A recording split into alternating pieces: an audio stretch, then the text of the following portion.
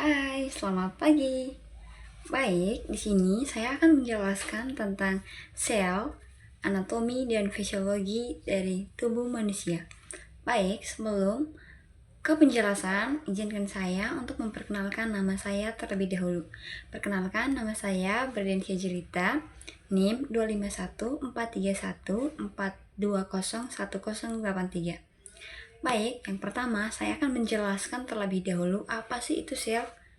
Baik teman-teman, pasti kalian sangat penasaran seperti apa sel serta fungsinya. Teman, pasti kalian penasaran siapa pertama kali ilmuwan yang melakukan penelitian tentang sel ini. Baik, yang pertama kali melakukan penelitian tentang sel ini adalah Robert Hooke pada tahun 1665.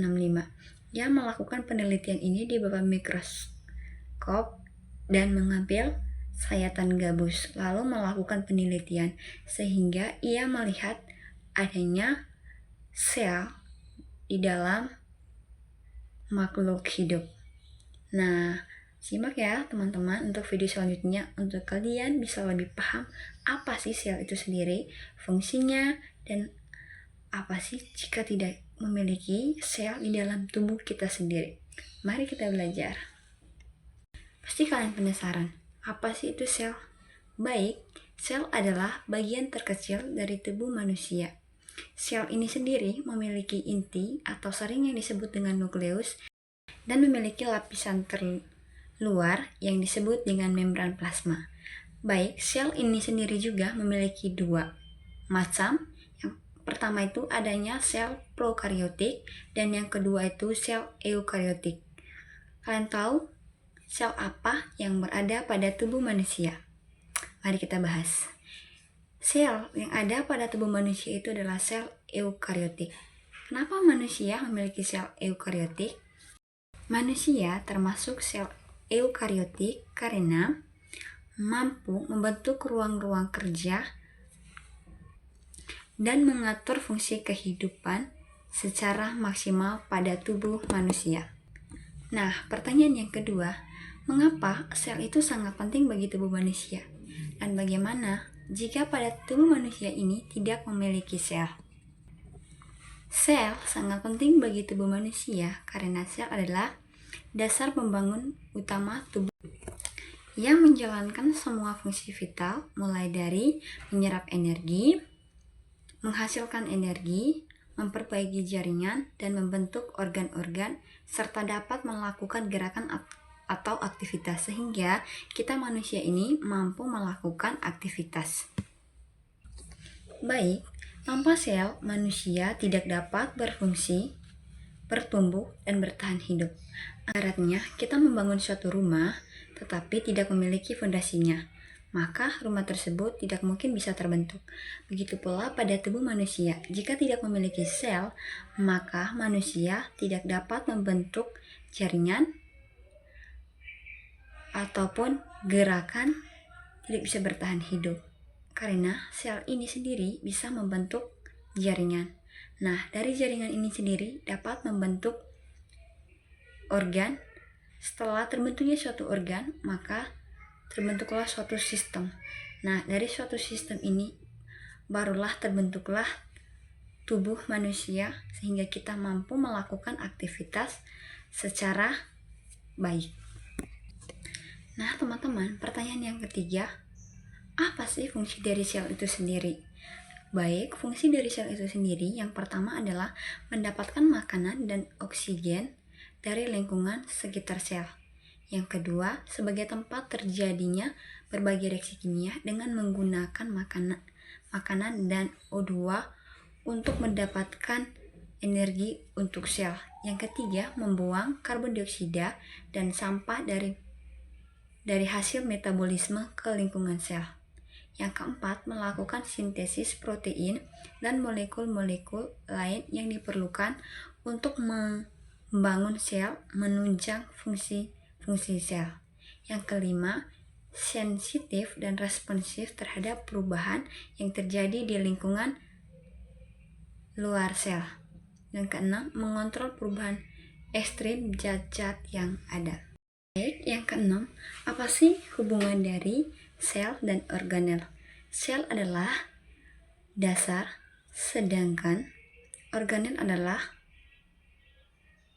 struktur khusus yang memiliki fungsi agar sel tetap hidup, berkembang, dan mampu berfungsi dengan baik. Baik teman-teman, di sini ada 6 lapisan penyusun dari sel. Yang pertamanya itu kita akan menjelaskan dari dalam sampai keluar sel. Yang pertama itu adanya inti sel, yang kedua mitokondria, yang ketiga retikulum endoplasma, yang keempat ribosom, yang keempat kompleks Golgi, yang keenam itu adalah membran plasma, yaitu bagian terluar dari sel untuk melindungi inti sel. Bagian yang berikutnya saya akan menjelaskan tentang jaringan. Jaringan ini sendiri memiliki struktur dan fungsinya tertentu. Baik, di sini ada 4 jaringan. Yang pertama itu adanya jaringan epitel, yang kedua adanya jaringan otot, yang ketiga adanya jaringan saraf, dan yang terakhir itu adanya jaringan ikat. Baik teman-teman, sampai di sini dulu untuk penjelasan selnya. Nah, yang berikutnya kita akan masuk ke bagian yang kedua, yaitu akan menjelaskan tentang anatomi dan fisiologi dari tubuh manusia. Pasti kalian penasaran kan? Apa sih itu anatomi? Apa sih itu fisiologi? Bingung kan? Mari kita belajar bersama. Baik teman-teman, anatomi itu sendiri adalah ilmu yang mempelajari struktur tubuh manusia, bagian dalam dan bagian luar. Sedangkan fisiologi adalah ilmu yang mempelajari bagaimana fungsi dari jaringan-jaringan sehingga mampu melakukan fungsinya secara maksimal. Baik, yang berikutnya kita akan menjelaskan tentang sistem tubuh manusia. Pada kali ini kita akan belajar mengenai fisiologi sistem temik yang mempelajari konsep anatomi dan fisiologi. Nah, teman-teman, di sini ada beberapa sistem pada tubuh manusia. Yang pertama itu adanya sistem rangka. Baik, sistem rangka manusia terdiri atas 260 tulang yang dihubungkan dengan tendon, ligamen, dan tulang rawan. Fungsi dari sistem rangka itu sendiri teman-teman sebagai sistem gerak, tempat melekatnya otot, melindungi organ-organ dalam menopang dan memberikan bentuk tubuh. Baik, yang kedua saya akan menjelaskan tentang sistem otot.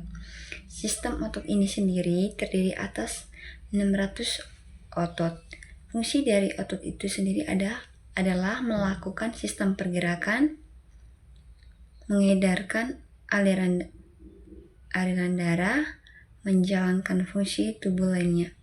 Otot sendiri ini terdiri atas 3, yaitu adanya otot rangka yang terhubung dengan tulang, otot polos yang ditemukan di dalam organ pencernaan, yang ketiga ini adanya otot jantung yang ditemukan di jantung. Yang ketiga adanya sistem peredaran darah.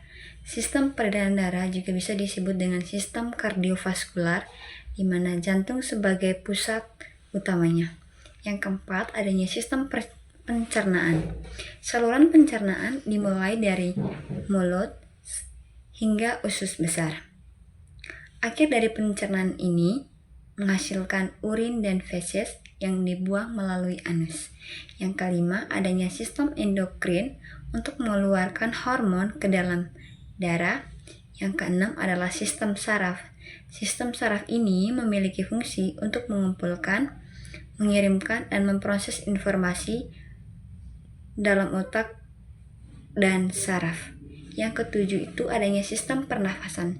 Sistem pernafasan ini berfungsi untuk menghirup oksigen dari luar lingkungan dan karbon dioksida yang dikeluarkan dari tubuh manusia.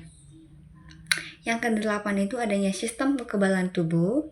Yang kesembilan adanya sistem limfatik. Yang ke-10 sistem ekskresif. Yang ke-11 sistem urinaria. Yang ke-12 sistem reproduksi. Yang ke-13 itu adanya sistem indera. Baik, sekian materi dari saya tentang sel, anatomi, dan fisiologi.